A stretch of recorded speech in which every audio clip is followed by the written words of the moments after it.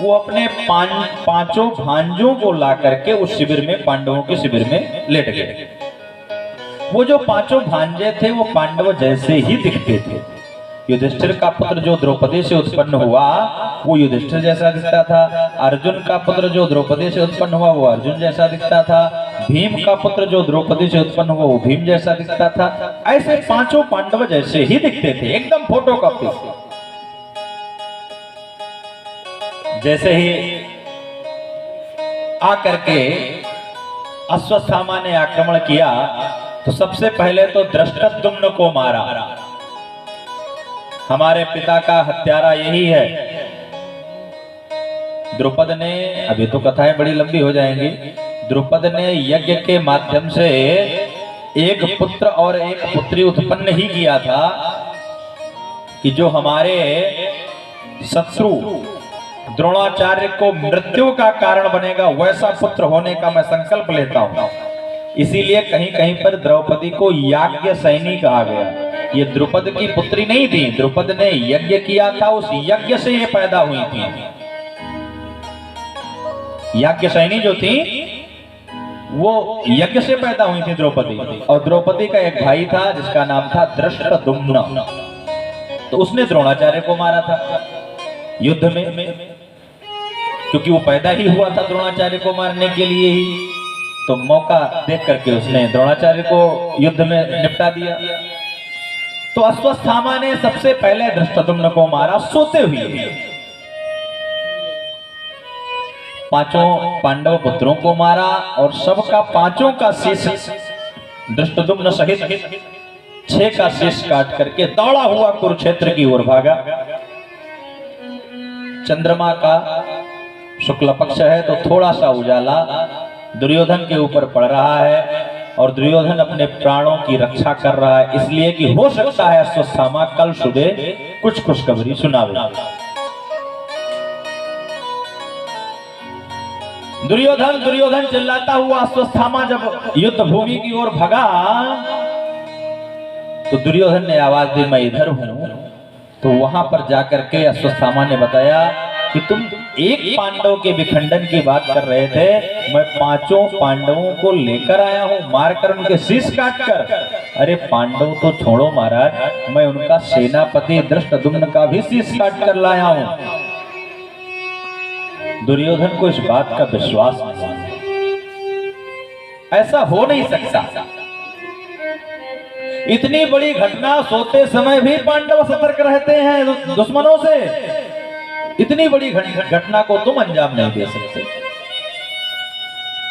लाओ तो शीश हमारे पास। चंद्रमा की किरणों के सामने जैसे ही शीश को हाथ में लिया, दुर्योधन ने उस शीश का जो वजन था उस वजन से ही उसने बता दिया, अभी चंद्रमा की तरफ उसने देखा भी नहीं उस शीश को, ये पांडवों का शीश नहीं हो सकता। अश्वत्थामा ये पांडु पुत्र है, ये पांडव नहीं है। अब अश्वत्थामा और घबराया, अगर पांडव जिंदा हैं और मैं भ्रम में पांडु पुत्रों को मार दिया हूं तो इसका मतलब मेरे भी जीवन की गारंटी खत्म। अब इसका मतलब मुझे भी मारा जाना है। लाखों गालियां दे दी दुर्योधन ने अश्वत्थामा को कि तू नीच है, तू ब्राह्मण वंश में नहीं उत्पन्न हो सकता, हमारी दुश्मनी पांडु पुत्रों से नहीं थी, हमारी दुश्मनी पांडवों से थी। तुमने तो इतना घिनौना कार्य किया है कि हमारे वंश में तुमने किसी को पानी देने लायक नहीं छोड़ा। श्राद्ध के समय पंडित जी श्राद्ध कराते हैं तो कहते हैं कि आप अपने चाचा, दादा, सगे संबंधियों का और सबका नाम लीजिए, गोत्र में जितने लोग हों सबको जल दीजिए। जब चाचा दादा की बात आती, दुर्योधन कह रहा है ये जल देते श्राद्ध के समय, तो जब चाचा दादा की बात आती तो हमको भी पानी मिलता। तुमने तो मेरे वंश में किसी को पानी देने लायक नहीं छोड़ा, तो इतना घृणित है। और ये कहते हुए दुर्योधन ने अपना प्राण त्याग दिया। अश्वत्थामा भगा वहां से। ये बात जैसे ही पांडवों को पता चली, तुरंत द्रौपदी माता शिशूनां निधनं सुतानां निशम्य घोरम परिताप्यमाना। जैसे द्रौपदी को पता चली किसी का एक पुत्र मार दिया जाए, भले वो पागल ही हो, मृत्यु के घाट उतार दिया जाए, तो उस माता के हृदय से पूछिए कि उसको कितनी पीड़ा हो। और यहां तो 5-5 राजकुमार, सगा भाई भी एक साथ मार दिया गया, तो उस द्रौपदी का रोना, उस द्रौपदी का चिल्लाना क्या जायज नहीं है? द्रौपदी करुणा कर रही है, रो रही है। आप 5 पतियों के रहते हुए मैंने जीवन भर केवल कष्ट ही भोगा। जिस युद्ध के अंतिम परिणाम का मैं इंतजार कर रही थी, उस युद्ध के अंतिम परिणाम में हमने 5-5 पुत्रों को खो दिया, भाई को खो दिया। अर्जुन ने तुरंत अपना गांडीव उठाकर संकल्प लिया कि याज्ञसेनी, तुम्हें घबराने की आवश्यकता नहीं है। जिसने भी तुम्हारे इन पुत्रों को मृत्यु के घाट उतारा है, मैं संकल्प लेता हूं अर्जुन कि मैं उसको जिंदा नहीं छोड़ूंगा। ये मेरा क्षत्रिय, मैं बाणी से संकल्प लेता हूं। गांडी उठाकर इस पूरी सभा के मत दिया। तुरंत भगवान को साथ में लेकर के अर्जुन दौड़ पड़ते हैं अश्वत्थामा की ओर। अश्वत्थामा आगे आगे भाग रहा है, अर्जुन पीछे पीछे उसको दौड़ा रहे हैं। अश्वत्थामा ने सोचा कि अब मैं मार दिया जाऊंगा, तो तुरंत अश्वत्थामा ने ब्रह्मास्त्र का प्रयोग कर दिया। जैसे ही ब्रह्मास्त्र का अश्वत्थामा ने प्रयोग किया, अर्जुन घबराए। तो माधव ने कहा, अर्जुन तुम क्यों घबरा रहे हो भाई? इसी अश्वत्थामा के पिता ने तुमको ब्रह्मास्त्र चलाना भी सिखाए हैं, द्रोणाचार्य जी, और तुम्हें ब्रह्मास्त्र को लौटाना भी सिखाए हैं। तुम भी ब्रह्मास्त्र का ही प्रयोग करो। तुरंत अर्जुन ने भी ब्रह्मास्त्र का प्रयोग कर दिया। व्यास जी महाराज प्रकट हो गए वहीं पर तुरंत। उन्होंने तुरंत दोनों ब्रह्मास्त्रों को शांत किया। भगवान से कहा कि आप आज ही सृष्टि का प्रलय चाहते हैं कि अभी कुछ दिन ये सृष्टि रहे, ऐसा चाहते हैं? 2 ब्रह्मास्त्र एक साथ टकराएंगे तो ये सृष्टि बचेगी? महाराज और कोई विकल्प भी नहीं था, वो ब्रह्मास्त्र पहले चला चुका था। दौड़ करके अर्जुन ने अश्वत्थामा को पकड़ा,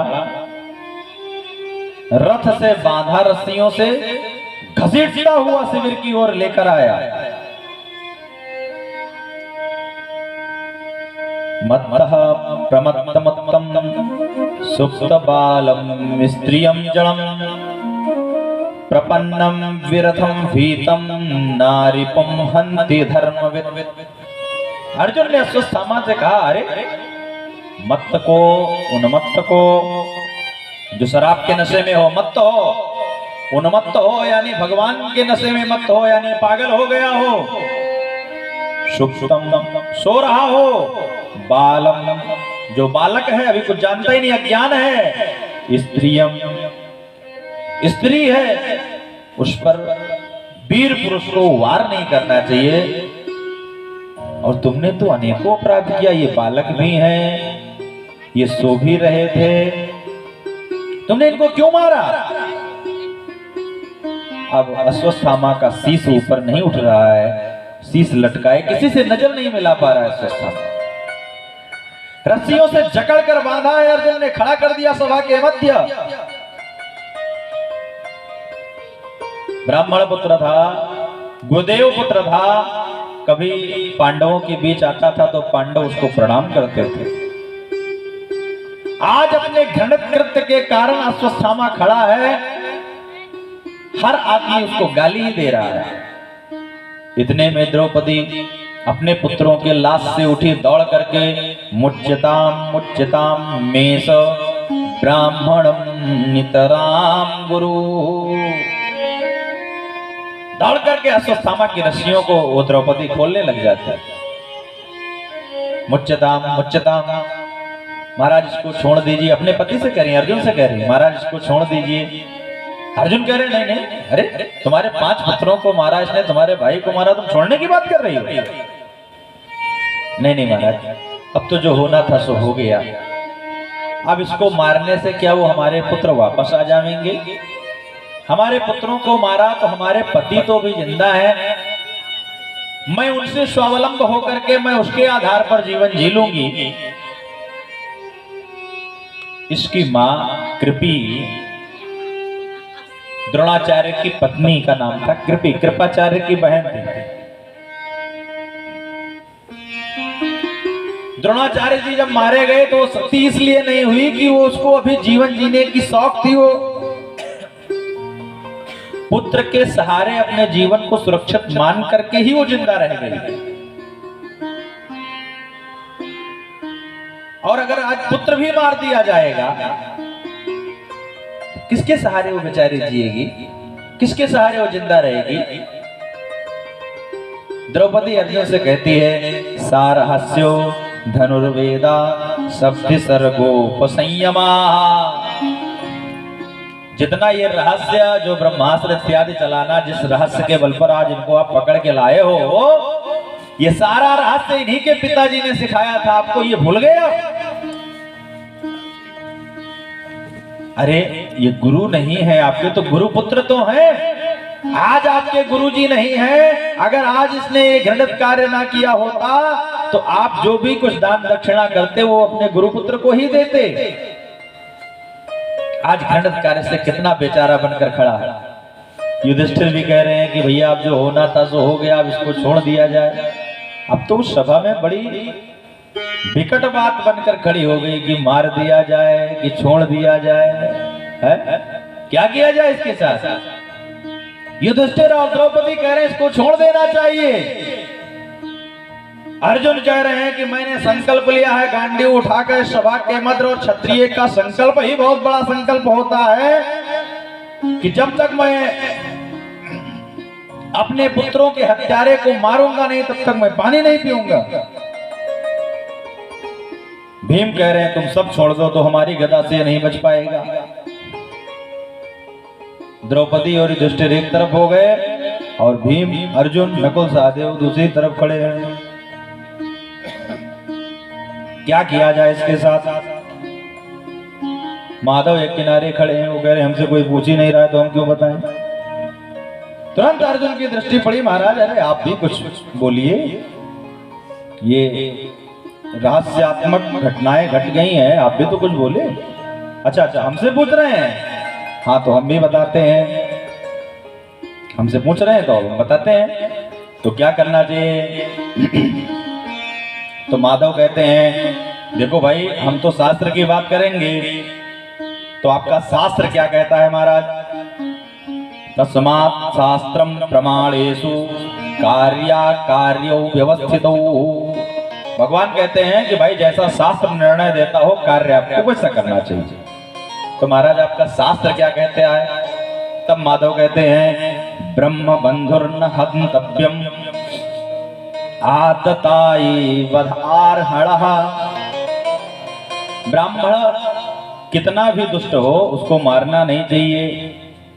ये भगवान कह रहे हैं ब्रह्म बंधुर्न हन्तव्यम, उसको मारना नहीं चाहिए, उसकी हत्या नहीं करनी चाहिए। फिर कह रहे हैं आतताई वधार्हणः, आतताई कोई भी हो उसको छोड़ना नहीं चाहिए। तो अर्जुन ने कहा जय हो महाराज आपके शास्त्र की और आपकी भी। अरे समस्या तो वहीं की वहीं आके फिर खड़ी हो गई। आप कह रहे हो कि ब्रह्म बंधुर्न हन्तव्यम, ब्राह्मण को नहीं मारना चाहिए, तो महाराज इसको नहीं मारते हैं, ठीक है छोड़ देते हैं। लेकिन फिर आप दूसरी लाइन में कह रहे हो आतताई वधार्हणः, आतताई कोई भी हो उसको छोड़ना नहीं चाहिए। तो ये आतताई भी तो है महाराज, सोचते हुए निरपराध बालकों को मार रहा है तो ये आतताई नहीं है। तो भगवान कह रहे हैं कि भैया जो हमारा शास्त्र कह रहा था वो हमने आपको बता दिया। अब आपको क्या करना है क्या नहीं करना है ये आप जाने। तो अर्जुन समझ गए कि भैया ये टेढ़ी टांग वाला सीधी बात कर ही नहीं सके, टेढ़ी टांग करके सीधी बात कैसे करेगा, और इसकी बात समझना है तो आपको भी योग्य बनना पड़ेगा। अर्जुन के अनेक रिश्ते हैं भगवान से, अर्जुन भगवान के भाई भी लगे, अर्जुन भगवान के मित्र भी हैं, अर्जुन भगवान के जीजा भी लगे। अर्जुन सुभद्रा को ले आए और अर्जुन ने लास्ट में तो ये कह दिया महाभारत के युद्ध में कि शिष्यस्ते पाहि माम, हे माधव मैं आपका परम शिष्य हूँ और आप मेरा मार्गदर्शन करिए, नहीं तो मैं युद्ध छोड़ के भाग भी रहा हूँ। तो मौका पड़ने पर अर्जुन ने गुरु भी बना लिया भगवान को।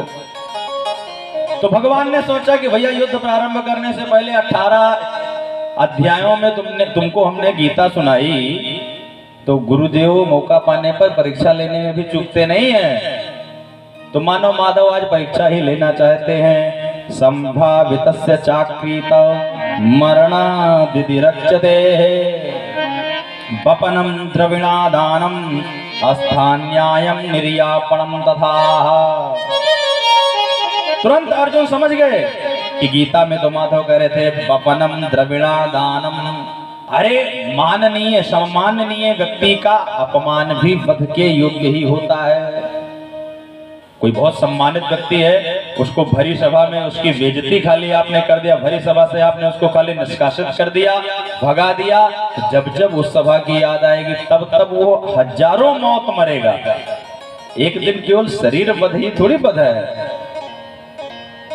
अर्जुन को तुरंत यह बात याद आई, तुरंत उन्होंने म्यान से तलवार निकाली। युधिष्ठिर पकड़ ही रहे हैं कि नहीं नहीं ऐसा नहीं करने देंगे यार। युधिष्ठिर तो सोच रहे हैं कि गला काटने जा रहे हैं। म्यान से तलवार निकाली, अश्वत्थामा के माथे पर एक चमचमाती दमदमाती मणि लगी हुई थी, जो पैदा होते ही उसको मिली हुई थी। उस मणि का तुरंत विच्छेदन कर लिया, मणि को तुरंत अर्जुन ने निकाल लिया। जब जब यह मणि किसी जल की छाया में या किसी आईने में शीशे में जब जब यह अपना चेहरा देखेगा, जब जब इसको माथा अपना सोना दिखेगा, तब तब इसको याद आएगी यहाँ की, और ये तब तब मरेगा। धक्का देकर लात मार करके अश्वत्थामा को शिविर से बाहर निकाल दिया, धक्का देकर निकाला। बात भी रह गई कि ब्रह्म बंधुर्न हन्तव्यम, ब्राह्मण को मारना नहीं चाहिए तो मारा भी नहीं। अवातताई बधारहणा, तो आतताई का वध भी कर दिया, चित्रवध कर दिया, चेहरा भी रूप कर दिया, भरी समाज में बेइज्जत कर दिया, धक्का देके शिविर से बाहर निकाल दिया। अश्वत्थामा निकल तो गया यहाँ से, लेकिन अश्वत्थामा ने मन में ये ठान लिया कि हे अर्जुन, तुमने हमको छोड़कर बहुत गलत किया, तुम्हें आज मुझे मार देना चाहिए था, मैं मरने का निर्णय ले चुका था। तुमने तो हमें जगत में जगह जगह पर मरने के लिए छोड़ दिया। जिस रास्ते से निकलूंगा उस रास्ते पर भी लोग कहेंगे कि ये देखो अश्वत्थामा। अर्जुन ने देखो इसकी मणि निकाली, इसका चेहरा विरूप हो गया, लोग बेइज्जती करेंगे हमारी। जब जब मैं बेइज्जत होऊंगा तब तक मैं हजारों मौतें मरूंगा। तुमने हमको एक बार मार दिया हो तो समस्या खत्म हो गई होती।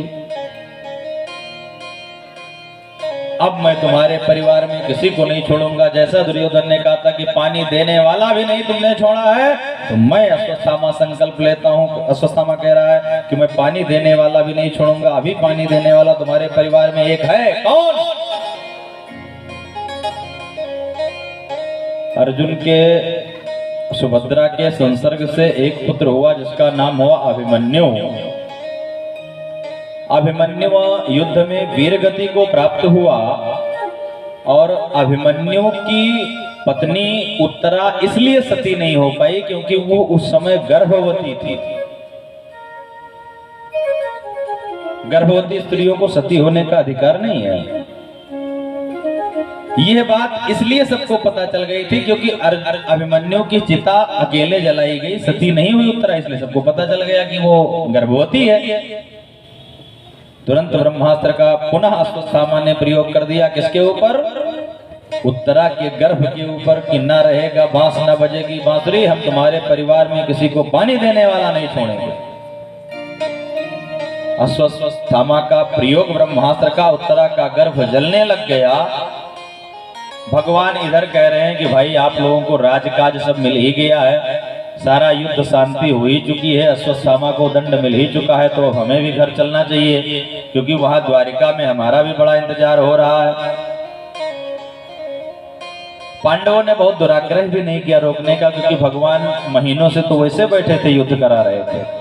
तो जाओ भाई, कुछ राजकाज वहां का भी देखो, द्वारिका का भी, फिर आ जाना।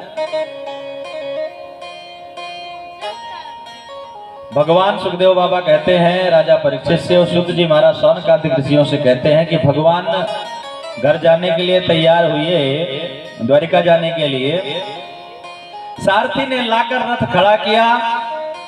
भगवान उस रथ की सीढ़ियों पर एक पैर रख भी चुके हैं, बाएं हाथ से रथ को पकड़ भी चुके हैं, बस चढ़ने वाले ही हैं। शुद्ध जी महाराज शौनकादिक ऋषियों से कहते हैं कि कर लो, भगवान का ऐसा दिव्य दर्शन दोबारा नहीं मिलने वाला है।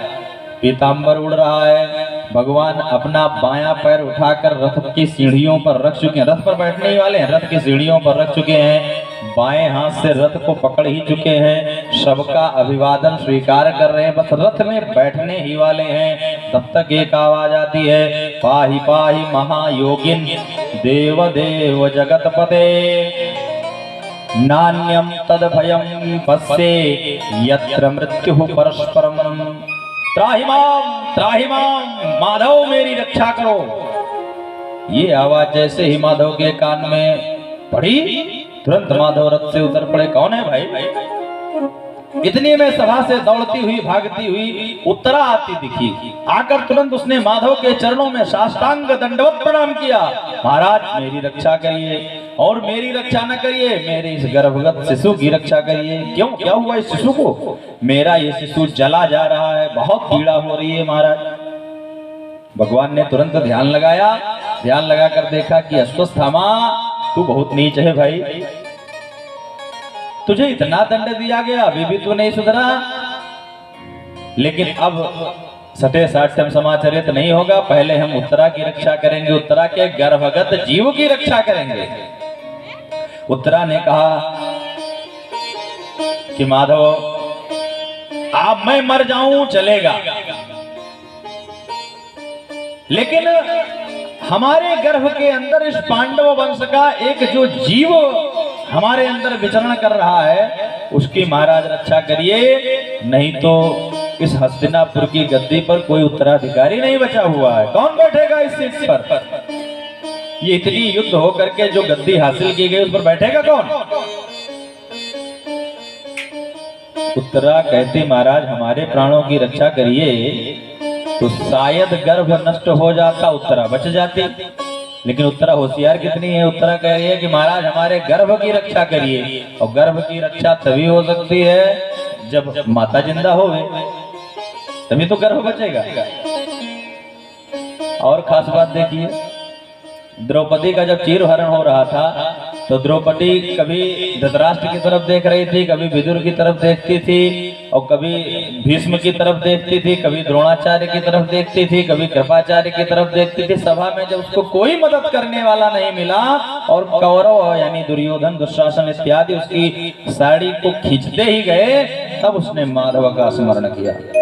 तो माधव ने आकर के उस साड़ी को, आप सब परिचित हैं उस कथा से कि सारी बीच नारी है कि नारी बीच सारी है? दुशासन खींचता खींचता थक गया, लेकिन द्रौपदी की साड़ी नहीं खत्म हुई। आज अपनी सास के साथ जो अपराध हुआ, उत्तरा ने वो दोहराया ही नहीं।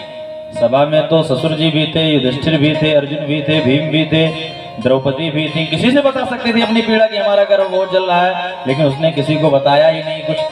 सीधे उसने आकर पाहि पाहि महायोगिन, हे माधव आप ही हमारे प्राणों की रक्षा कर सकते हैं, आप ही हमको बचाइए। माधव सबके सामने तो खड़े रहे, छोटा सा एक अंगुष्ठ के बराबर अपना रूप बनाया और उत्तरा के गर्भ में प्रवेश कर गए। प्रेम से बोलो भक्त वत्सल भगवान की जय। इस भारतवर्ष में अनेकों माताएं हुई। हमारे यहाँ माताओं ने भगवान को भी अपने गर्भ में रखा, यशोदा और कौशल्या के रूप में। हमारे यहाँ माताओं ने भक्तों को भी गर्भ में रखा, ध्रुव और प्रहलाद के रूप में।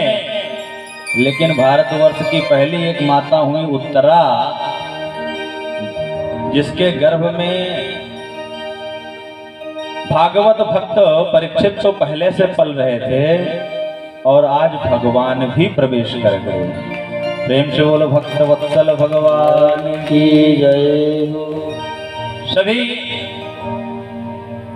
वहां जो खड़े रहे उनको तो कुछ नहीं पता चला, लेकिन भगवान गर्भ में प्रवेश कर गए और भगवान ने अपनी गदा को इतना घुमाया, गदा से सुरक्षित कर दिया, उस पूरे गर्भ को कवच बनकर खड़े हो गए कि अश्वत्थामा का जो ब्रह्मास्त्र का प्रयोग था वो विफल हो गया। अश्वत्थ और उत्तरा स्वस्थ हो गई। भगवान ने पूछा कि उत्तरा अब तो कोई पीड़ा नहीं है आपको? उत्तरा ने कहा नहीं माधव, हम एकदम खुश हैं, अब हमारा गर्भ एकदम ठीक है। माँ को पता चलता है कि बच्चा गर्भ में क्या कर रहा है, चल रहा है नहीं चल रहा है, स्वस्थ है अस्वस्थ है, क्या पीड़ा है, माँ को पता चलता है। ये किसी यूनिवर्सिटी में पढ़ाया नहीं जाता, ये माँ बनने के बाद ही पता चलता है। इसका कोई विद्यालय नहीं है, ये जो माँ बनता है उसी को पता चलता है। भगवान ने कहा भाई आपकी सारी समस्या का समाधान हो गया तो हमें द्वारिका फिर चलना चाहिए।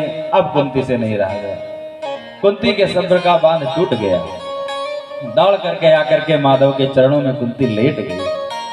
माधव ने कुंती को उठाया, हरी बुआ तो ये उल्टी गंगा क्यों बहा रही है भाई? हमें प्रणाम आपको करना चाहिए, आप हमें प्रणाम कर रही हैं, ऐसा कैसे हो सकता है? हे माधव अब तुझे नहीं बोलना है भाई, जब मैं तुझे प्रणाम करने की सोचती हूँ तू आकर के बुआ कह देता है, बस मेरी वात्सल्यता प्रकट हो जाती है, मैं भूल जाती हूँ तू भगवान है?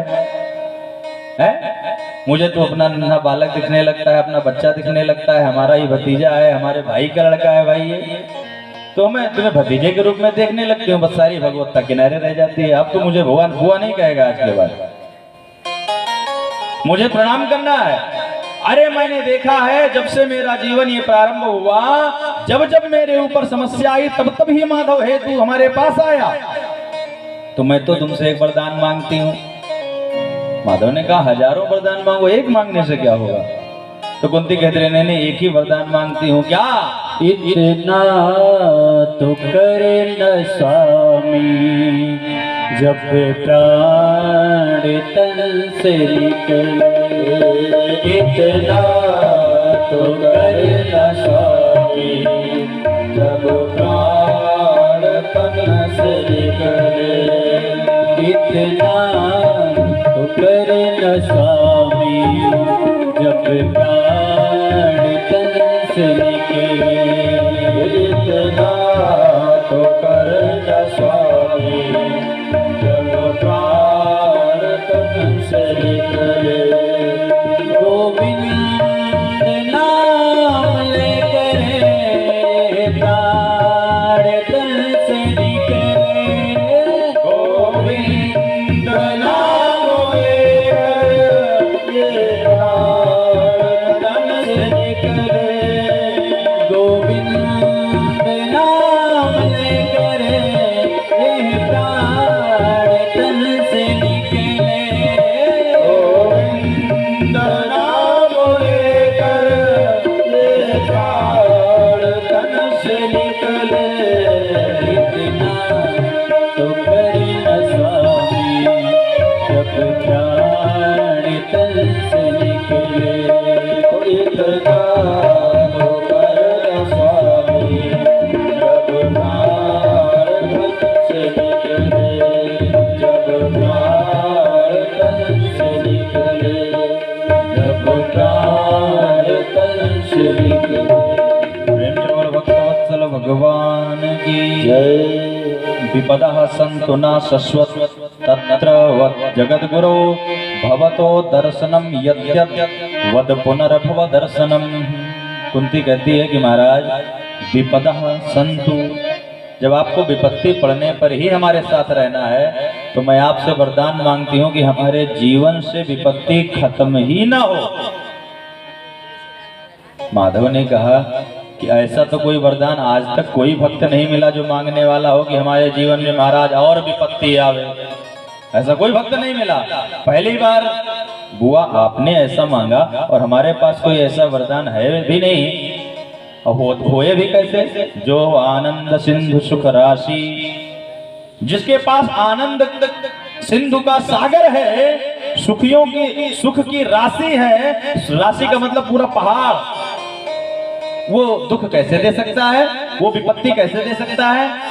तो हे बुआ जी, हमारे पास वो विपत्ति है ही नहीं, तो हम ही रुक जा रहे हैं आपके पास, और आपकी भी हो जाएगी मनोकामना पूर्ण। प्रेम से बोलो भक्तवत्सल भगवान की जय। सभी भागवत भक्तों के हृदयगत बैठे हुए हरि को प्रणाम करते हुए आज वाणी को यही विराम। आज आपने खूब मेहनत करी, 8 बजने को है तो ठंडी खूब पड़ रही है, तो कल प्रयास रहेगा कि 3 से 4 के मध्य कथा को प्रारंभ, जितना जल्दी आप आ जाएंगे उतना जल्दी प्रारंभ हो जाएगी, और 7 साढ़े 7 बजे विश्राम देने का प्रयास। कल हाँ विशेष सूचना, भगवान जन्म कल है, अंत में कथा के भगवान जन्म होगा, और बड़ा अच्छा भी लगा आप लोग आते गए। और मैंने ये देखा जो भक्त आया सबके हाथ में कुछ ना कुछ, ये गीता को उसमें भागवत महापुराण के 11 स्कंद में भगवान उद्धव से कहते हैं कि पत्रम पुष्पम फलम तोयम यो माम जहति पावका। जिस भक्त के पास जो है, पत्र, पत्र मतलब पत्तियां, पुष्प, पुष्प का मतलब फूल, पत्रम पुष्पम फलम, फलम का मतलब फल, आप समझ ही रहे हैं, और तोयम का मतलब होता है जल, जल की पर्यायवाची शब्द है तोयम।